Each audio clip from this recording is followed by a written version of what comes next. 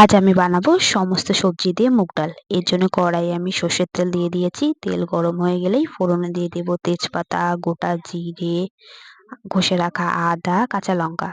ফুলকপিগুলো দিয়ে সামান্য নুন হলুদ দিয়ে ফুলকপিগুলোকে আমি ভেজে নেব। ফুলকপিগুলো ভাজা হয়ে গিয়েছে। এগুলো সবজিকে আমি আগেই নুন দিয়ে ভেজে রেখেছি। ওটা আবার দিয়ে দেব। দিয়ে পরিমাণ মতো নুন হলুদ দিয়ে আবারও কিছুক্ষণ ভেজে নেব।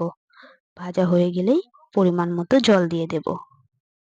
জল দিয়ে নেড়েই এবার আমি মুগ ডালগুলোকে আগেই ভেজে ধুয়ে নিয়েছি, ওটা এবার দিয়ে দেব। এবার নেড়েই ঢাকা দিয়ে দেব। ততক্ষণ পর্যন্ত ঢাকা দিয়ে রাখবো যতক্ষণ না সবজিগুলো আমার সেদ্ধ হয়ে আসছে। সবজিগুলো সেদ্ধ হয়ে গেলেই সবজিগুলোকে এরকম করে ঘেঁটে দিতে হবে। ঘাটা হয়ে গিয়েছে।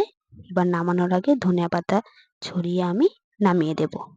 এতেই তৈরি হয়ে যাবে আমার সবজি দিয়ে মুগ ডাল।